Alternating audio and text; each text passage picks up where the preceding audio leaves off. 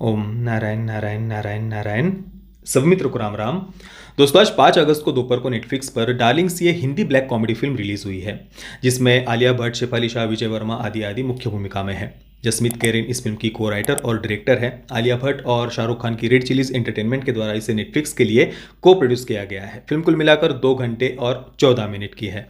अभी जैसे ही दोपहर को फिल्म रिलीज हुई थी, उसके बाद 1-1:30 बजे मैं देखने के लिए बैठ गया था। देखिए, फिल्म के सब्जेक्ट के बारे में तो चर्चा करने की भी आवश्यकता नहीं है। नेटफ्लिक्स इंडिया का कंटेंट हो और कुछ अलग सब्जेक्ट हो, ये तो पॉसिबल ही नहीं है। आप उठा कर देख लीजिए, नेटफ्लिक्स इंडिया का अभी तक जो भी कंटेंट आया हुआ है उसमें से 90% कंटेंट का सब्जेक्ट क्या है, लगभग 80 to 90% कंटेंट का लगभग बेसिक थीम, बेसिक कंसेप्ट उनका वही होता है। थोड़ा सा जॉनरा चेंज हो जाता है, फैमिलीज के बैकग्राउंड चेंज हो जाते हैं, बस स्टोरी टेलिंग का तरीका चेंज हो जाता है, पर बेसिक कंसेप्ट थीम लगभग वही होती है। नेटफ्लिक्स इंडिया का कंटेंट देखकर ऐसा लगता है कि भाई भारत में कुछ पॉजिटिविटी है ही नहीं, सब कुछ बस नकारात्मकता नकारात्मकता ही भरी हुई है। कल ही मैंने एक कोरियन ड्रामा देखकर कंप्लीट किया था, बिजनेस प्रपोजल। बहुत खुश था मैं अंदर से उसके ड्रामा को देखकर। 12 एपिसोड्स थे, उन 12 एपिसोड्स में मैं खूब हंसा और एक बहुत अच्छा लग रहा था उसके ड्रामा को देखकर कंप्लीट करने के बाद। और उसके बाद आज मैंने सुबह देखा कि यार डार्लिंग्स रिलीज़ हुई है और देखना है। एक टेंशन आ गया था कि भाई नेटफ्लिक्स इंडिया का कंटेंट है और देखना है। देखने से पहले ही आदमी का सर ऐसा पूरा भारी हो जाता है। तो देखकर मैंने कंप्लीट किया। अब देखिए, कंसेप्ट और थीम भले ही एक जैसी हो, पर इस बार इस फिल्म में डार्लिंग्स में जो स्टोरी टेलिंग थी वो थोड़ी सी इंटरेस्टिंग थी। ये कहानी है बदरुन्निसा और हमजा और बदरुन्निसा की माँ शमशुन्निसा की। 3 ये मुख्य पात्र है। बदरुन्निसा और हमजा एक दूसरे से प्रेम करते थे। जब हमजा को सरकारी नौकरी लग जाती है टीसी की, तो उसके बाद में वे दोनों शादी कर लेते हैं। चौल में रहने के लिए आते हैं, जहाँ पर बदरुन्निसा की माँ भी उसी चौल में रहती है। शादी के बाद 3 वर्ष कहानी आगे बढ़ जाती है, और जैसा कि फिल्म की शुरुआत में ही हम गेस कर लेते हैं कि आगे क्या होने वाला है इस शादी में, इस विवाह में, तो वही अगले सीन में हमें दिखाई देता है। जो हमजा का कैरेक्टर है वो बहुत ज़्यादा मारपीट करता है शराब पीकर अपनी पत्नी के साथ, बदरुन्निसा के साथ में। पर फिर सुबह फिर से उठकर वो अपनी पत्नी को मनाता है, और बदरुन्निसा भी ये अंदर मानती रहती है कि भाई मैं अपने पति को एक दिन बदल दूंगी, मेरा पति कभी ना कभी बदल जाएगा, और वो उसके साथ में बनी रहती है इतनी मार खाने के बाद भी।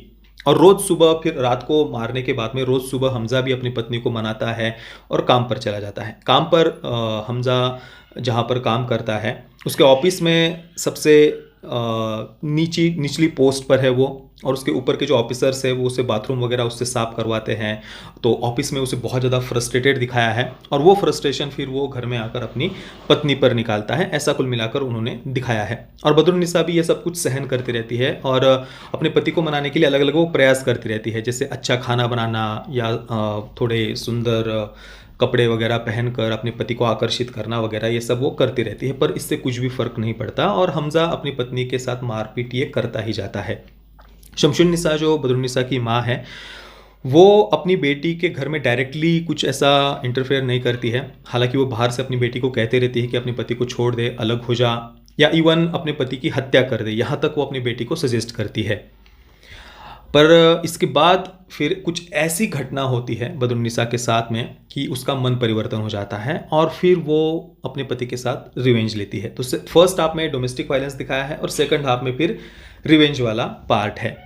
ओवरऑल ज़्यादा कुछ एक्सपेक्टेशंस रखे बगैर अगर आप इस जोनरा का कंटेंट देखना पसंद करते हैं तो एक बार आप इस फिल्म को देख सकते हैं। परफॉर्मेंसेस बढ़िया थे, डायरेक्शन अच्छा था, पर हाँ थोड़ा डार्क सब्जेक्ट है, और ये ऐसा सब्जेक्ट, ये कंटेंट अगर आपको पसंद है तो बिल्कुल एक बार आप इस फिल्म को देख सकते हैं। अभी मैंने डार्लिंग्स देखने के बाद में यूट्यूब पर एक रिव्यू देखा, अंग्रेजी में बोलने वाले एक एलिट क्रिटिक है। उनके रिव्यू की शुरुआत में उन्होंने जो लोग बॉलीवुड का विरोध कर रहे हैं उनके ऊपर एक प्रकार से कटाक्ष किया है, या जो लोग बॉलीवुड का विरोध कर रहे हैं उन्हें बेवकूफ़ सिद्ध करने का प्रयास किया है, कुछ सिलेक्टिव ऐसे उदाहरण देकर।